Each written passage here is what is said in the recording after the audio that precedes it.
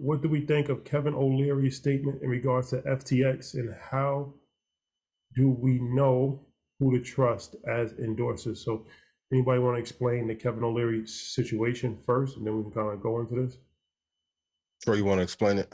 Yeah, so I mean, Kevin O'Leary, obviously, we spoke about it a little bit last week when we were talking about Mr. Mr. Wonderful Wonderful from Shark Shark Tank. Tank, Shout out to Mark, friend of the show. billionaire. He was paid 15, was it $15 million? Yeah, $15 million to endorse FTX. That's a lot of coin. That's a lot. And so there's a certain level of accountability and responsibility, or should there be, is really the real question, that these influencers or investors should have when endorsing something and not knowing all the intricacies of the actual business. And so when the money goes, and obviously we saw what happened with FTX, if I was investing in that based on his recommendation, what is his accountability?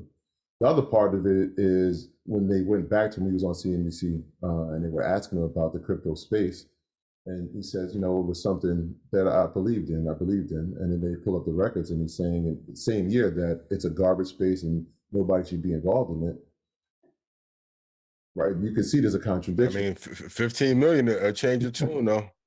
So then is there a price point that can change your tune, and at what cost do you owe the general public to have that disclaimer, to saying like, hey, I'm being paid to do this? And we've seen that with other influencers, and with Khaled, and we saw it with Ken, and we saw it with Floyd. And I think their cases actually got thrown out. But at some point, what's the account? What is the penalty for being paid to endorse something that we know, or not willingly, well, maybe willingly know that not a legit space? Number one, everyone write this down. If you have to realize that no one cares about your financial success more than you. Celebrity that does not know you is not entitled to protect you financially. I think we may be one of the few entities ever created in the history of mankind that actually acts as a fiduciary in everything that we say. Number two, what kind of accountability? I don't know. I know he's frustrated, and everything that he said when he was speaking to them sounded like everything that we said on the show about what happened when I came and sat down with you guys in New York, which I miss doing, and I cannot wait to be back and record again. But when something is, okay, hypothetically, if a company is making, let's say, take FTX, if they're making, let's say, 30% a quarter, Rashad, you can attest to this as an advisor, you're like number one, top 1% in the world, if that's the case. Why the hell you got to pay an ambassador $15 million a year to promote if you're actually getting 30% a quarter returns? Makes no sense. I think this is a prime case of everyone has a price. I like O'Leary. I like his investment philosophy and strategy. Been a fan of him on Shark Tank forever. Even in some of my grumpiness that you see in me, I relate to it in him because of how he's been screwed over in deals. But when you are supposed to take care of the public and you don't do so for a bag, is it really worth it?